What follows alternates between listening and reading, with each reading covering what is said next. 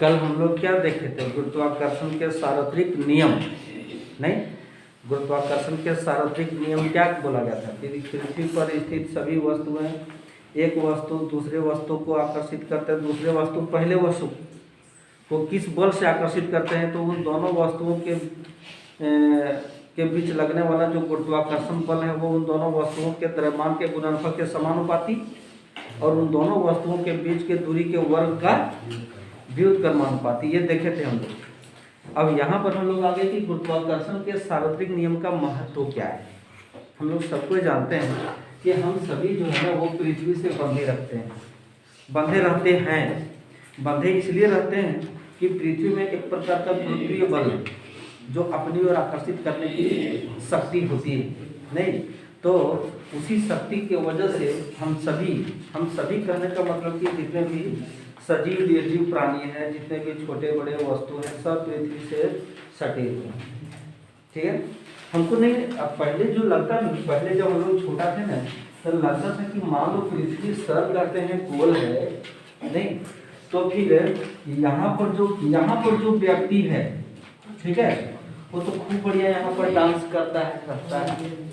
अब यहाँ पर जो व्यक्ति है वो फिर ये नीचे ऐसे क्यों नहीं गिर जाता है? फिर यहाँ पर जो व्यक्ति है वो यहाँ खड़ा कैसे रहता होगा? मुड़ी इधर है तो पैर इधर है तो खड़ा कैसे रहता होगा? एक से एक क्वेश्चन दिमाग में आता था हम लोग का, नहीं जो पता नहीं था कि यहाँ पर वाले भी व्यक्ति जो है ना वो इस तरह से ही खड़े रहते हैं। यहाँ पर वाले भी व्यक्ति जो है ना वो इस तरह से ही खड़े रहते हैं। ठीक है ना? लेकिन यहाँ हम लोग तो थोड़ी नहीं जानते थे कि गुरुत्वाकर्षण बल क्या होता है, कैसे टिके रहते हैं। तो पृथ्वी में एक प्रकार का आकर्षण शक्ति होता है, आकर्षण बल होता है जो सभी वस्तुओं को अपनी ओर बांधे रखते हैं, खींचे रखते हैं। गुरुत्वाकर्षण के सार्वत्रिक नियम का पहला है ये महत्व। ठीक, दूसरा क्या है कि पृथ्वी के चारों ओर चंद्रमा गति करते हैं एक विशेष कक्षा में, एक निश्चित कक्षा में। ठीक है, तो सार्वत्रिक नियम का महत्व है, यानी गुरुत्वाकर्षण बल, पृथ्वी के गुरुत्वाकर्षण बल के कारण चंद्रमा को खींचे रखते हैं। चंद्रमा में भी एक प्रकार का आकर्षण बल है थोड़ा बहुत, जो अपने और खींचे रखने का क्षमता, दोनों वस्तु है ना। सूर्य के चारों ओर ग्रह गति करते हैं, नहीं सूर्य के चारों ओर सभी ग्रह क्या करते हैं? एक निश्चित पथ पर एक निश्चित दिन और समय में गति करते हैं। तो हम लोग देखे थे ना कि पृथ्वी में दो प्रकार की गति, एक घूर्णन और एक परिक्रमण। नहीं, घूर्णन जो होता है 24 घंटा लगता है एक चक्कर पूरा करने में अपने अक्ष पर, ठीक है, और वो दिन और रात कहलाता है। तो दिन और रात जो बदलता है वो तुम्हारा घूर्णन गति के कारण, और एक परिक्रमण गति जो होता है वो 365 दिन 6 घंटे, ये इसका परिक्रमण गति। ठीक है, 365 दिन 6 घंटे में वो एक चक्कर लगा लेता है, अपने अक्ष पर नहीं, सूर्य के चारों ओर परिक्रमा। जैसे हम लोग मंदिर में जाके करते हैं कि नहीं, 108 1008 पर जो करते हैं ना, एक चक्कर लगाने में इसको मान लो कि ये सन है ना, और इसके चारों ओर एक इलिप्स के आकार का, नहीं इलिप्स के आकार का, मेरा छोड़िए क्या इंग्लिश से इसको बोलती है,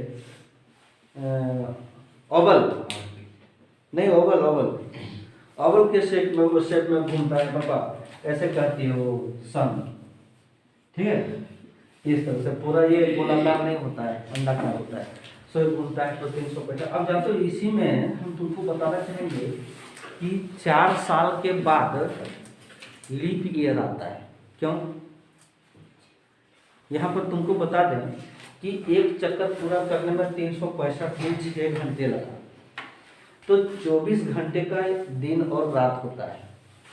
तो ये 6 घंटा एक साल बढ़ गया 2021 में, 2020 में फिर 6 घंटा बढ़ गया, सॉरी 2022 में, 2023 में फिर 6 घंटा बढ़ गया, और 24 और फिर 6 घंटा बढ़ गया तो कितना हो गया 24 घंटा, एक दिन तो वही बढ़ गया।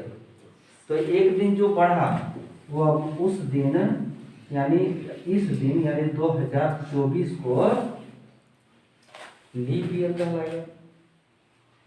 और लीप ईयर के दिन जो होता है वो साल 366 दिन का होता है, 366 दिन का होता है। और हम लोग शॉर्ट में बताते कि तुमको कौन सा वर्ष लीप ईयर वर्ष कहलाएगा।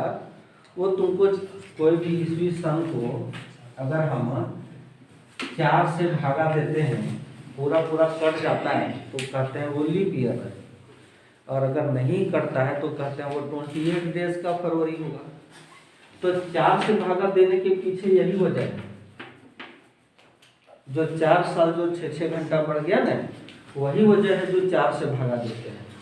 तो 2024 जो होगा ना वो लीप ईयर वाला होगा। तुम भागा अगर दोगे तो कट गया 24, यहाँ 0 दे करके उतारेंगे तो 6 जाएगा ना, 6 बार 24। ये 2024 जो होगा वो लीप ईयर होगा। 2020 भी जो था वो लीप ईयर था। 2021 जो रहा वो नॉन लीप ईयर रहा। तो 20 के बाद 4 साल और जोड़ दो तो 24 आ जाएगा ना। तो इसीलिए 4 से भागा दिया जाता है, इसीलिए 366 दिन होता है, इसलिए 6 + 6 + 6 4 बार किया जाता है। यही है ना। सो ये सूर्य के चारों ओर सभी ग्रह क्या करते हैं, गति करते हैं। ठीक है। और एक और चीज जान लो, गुरुत्वाकर्षण के शारीरिक नियम का जो महत्व है, ज्वार भाटा जो आता है ना समुद्र में, ज्वार भाटा आने वाला एक घटना है। ठीक है। जो पाक्षिक आता है 15-15 दिन में आ जाता है, अमावस और पूर्णिमा के दिन। ठीक है। अमावस और पूर्णिमा के दिन ये ज्वार भाटा आता है। और जानते हो ज्वार भाटा से ज्वारी ऊर्जा तैयार होता है। क्लास 10 में तुम लोग पढ़ोगे ज्वारी ऊर्जा।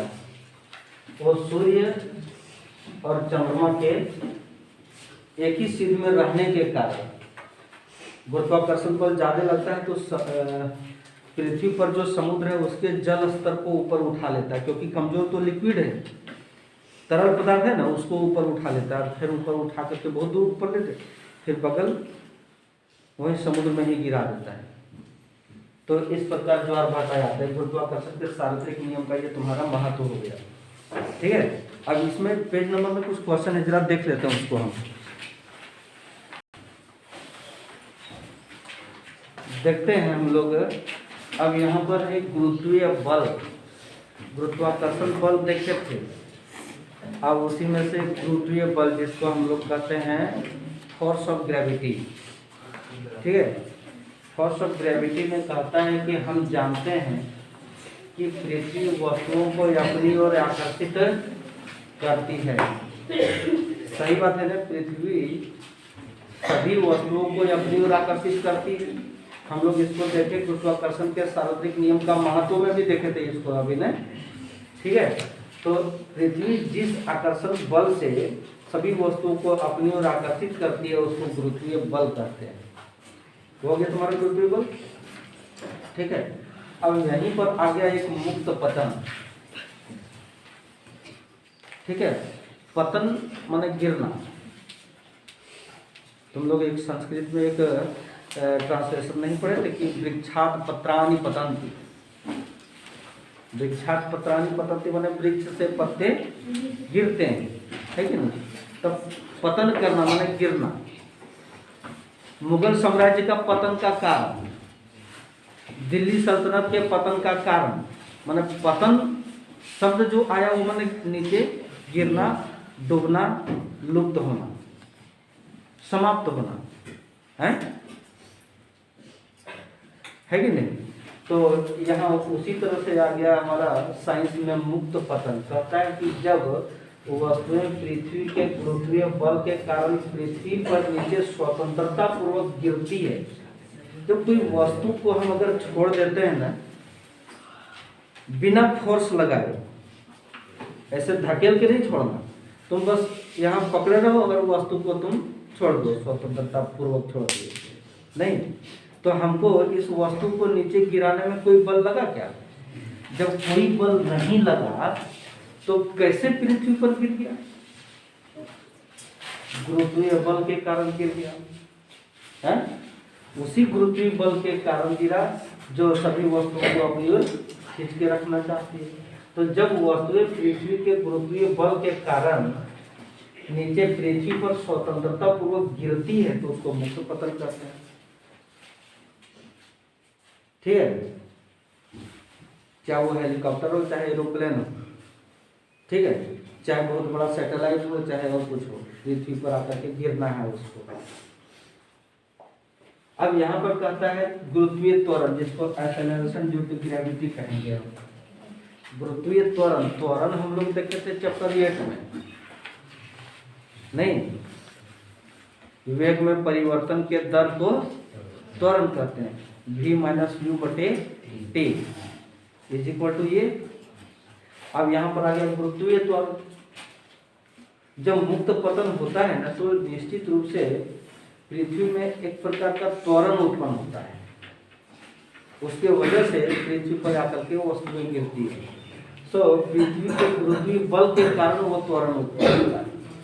अभी जो बोले त्वरण उत्पन्न होता है पृथ्वी पर स्वतः, वो स्वतः पृथ्वी के गुरुत्वीय बल के कारण उत्पन्न होता है।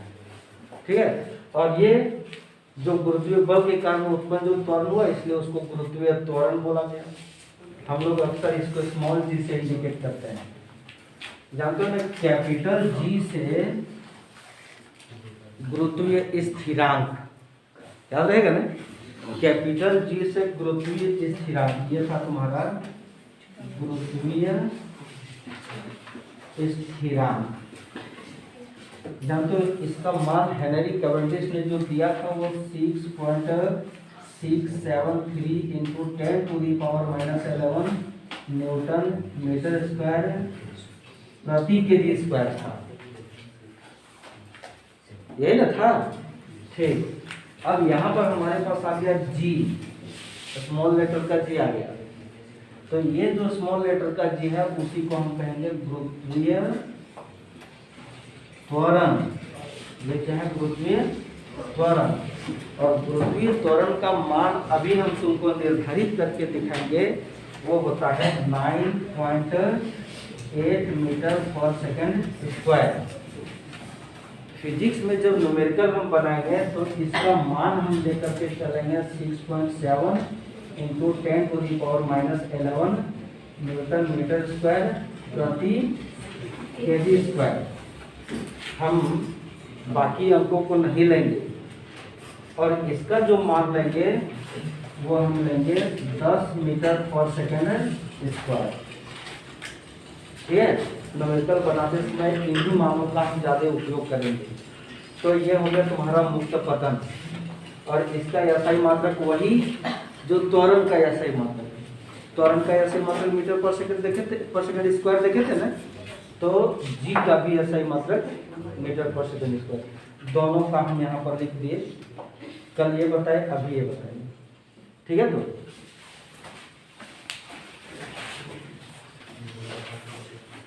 गुरुत्वीय त्वरण जी का मान निर्धारित करते हैं हम लोग। एक्सेलरेशन ड्यू टू ग्रेविटी ने कहता है कि एक वस्तु, ये मान लो पृथ्वी है, ठीक है, पृथ्वी का द्रव्यमान को हम कैपिटल एम करते हैं और इस पर एक वस्तु रखा हुआ है जिसका द्रव्यमान स्मॉल एम करते हैं। नहीं, तो पृथ्वी उस वस्तु को एक आकर्षण बल द्वारा अपनी ओर आकर्षित किए हुए हैं। वो आकर्षण बल क्या कहलाया? उसका गुरुत्वीय बल कहलाया। गुरुत्वीय बल F is equal to mg हो जाएगा। वो F इज इक्वल टू हम तुम लोग को बताए थे कि F is equal to ma, जहाँ ये वस्तु का द्रव्यमान था और ये त्वरण था। ठीक है, जब उस प्रकार का जब न्यूटन के गति के दूसरे नियम में देखे थे ना, उस समय हम इसको बताए थे।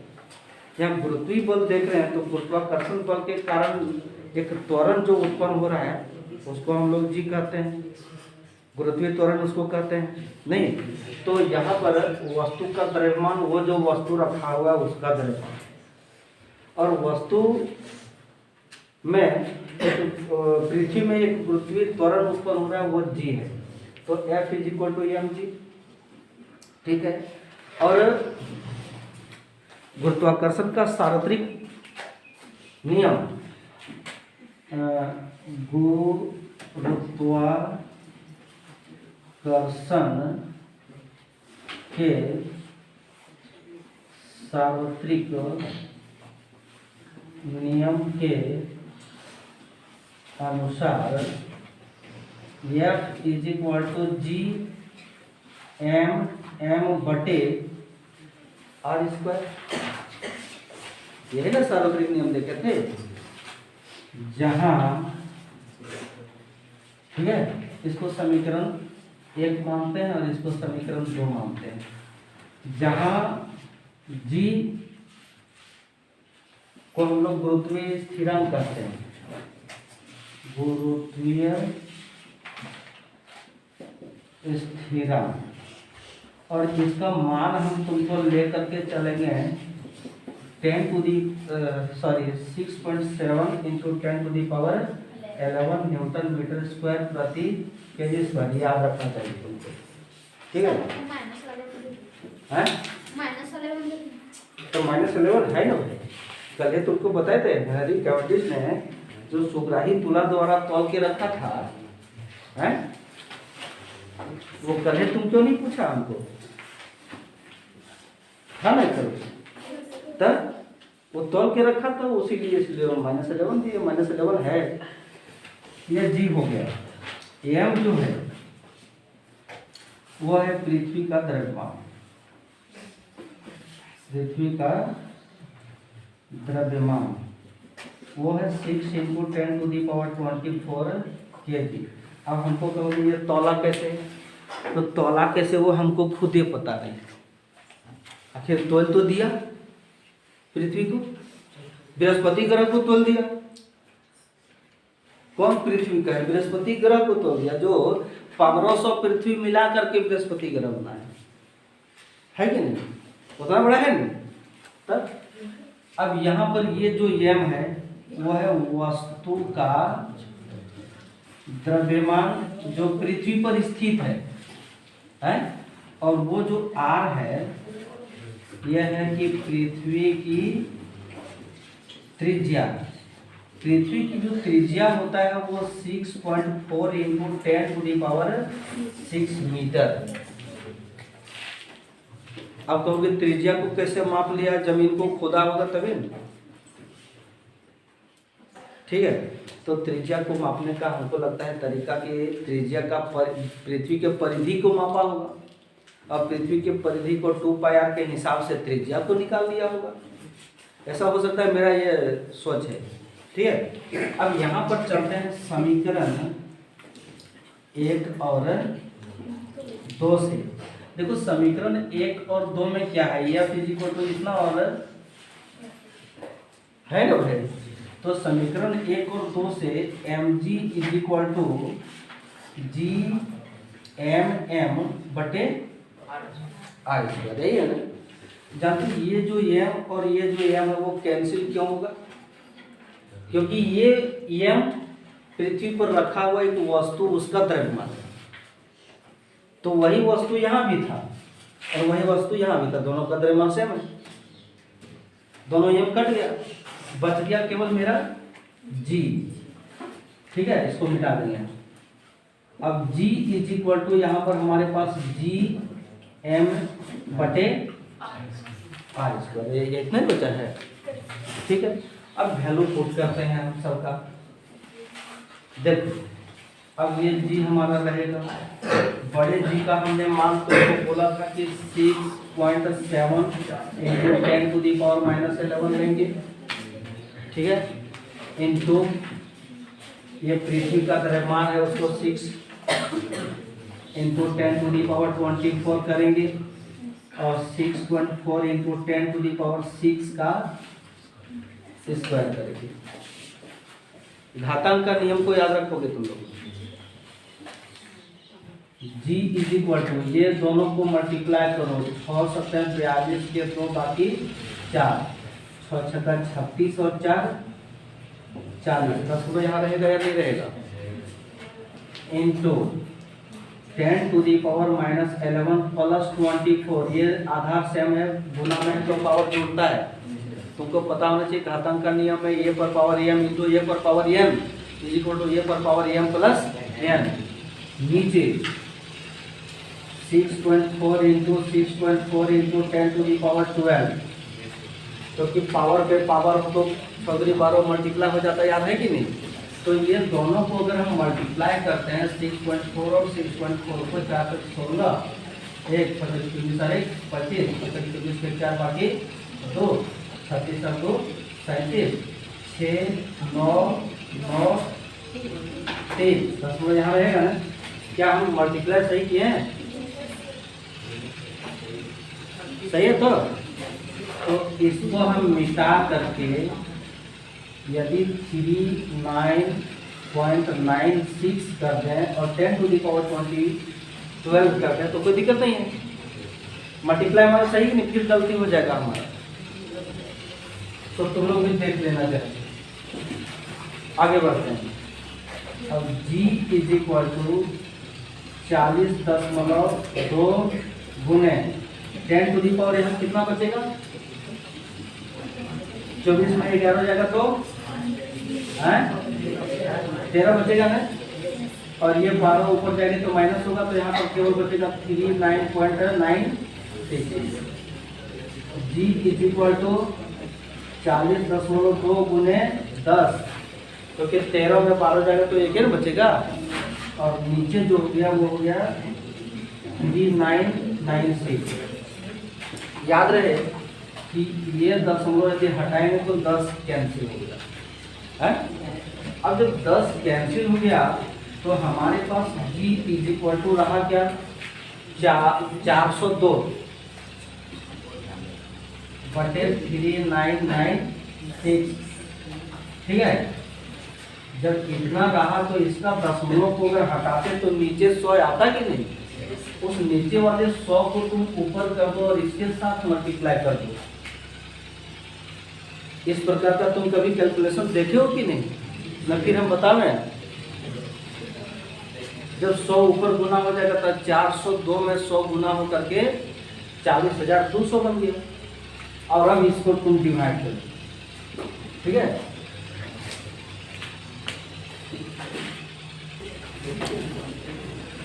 हम थोड़ा सा यहाँ पर जो ये मल्टीप्लाई करने में जो मिस्टेक किए थे ना, उसको असल में यहाँ 39.96 लिखे थे। तो वास्तव में वो मल्टीप्लाई मेरा गलती था, तो हम उसको करेक्शन करके यहाँ पर रियल जो वास्तविक है ना सही, उसको हम यहाँ पर लिखे हुए हैं। तो अंतिम रिजल्ट आ गया 40,200 बटे 4096। और 4096 से इसको अगर भागा दिए तो आ गया 9.814। और जी का सही मात्रक जो होता है वो मीटर पर सेकंड स्क्वायर होता है। तुम्हारे बुक में इसी का दशमलव के एक ही अंक तक लेकर के बताया गया है 9.8 मीटर पर सेकंड स्क्वायर। ये जी का मान हमने तुमको आज निर्धारित कर दिया। और कैसे आया वो पता चल गया। तो बस यही कहानी है। हाँ ये वाला ठीक है। सुनो, हम समीकरण 1 और 2, एक गुरुत्वीय बल के कारण और एक गुरुत्वाकर्षण के सार्वत्रिक नियम से F is equal to M G और F is equal to G M बटे आर स्क्वायर, जहाँ पर हमने जी का मान को लिया और ये कैपिटल एम पृथ्वी का द्रव्यमान है उसको लिया, और ये स्मॉल एम वस्तु का द्रव्यमान है, और ये आर त्रिज्या है। हम इधर से खड़ा होते हैं। अब सही है ना। तो समीकरण 1 और 2 में M G is equal to G M बटे आर स्क्वायर। ये एम और ये एम कैंसिल, हमारा रह गया जी है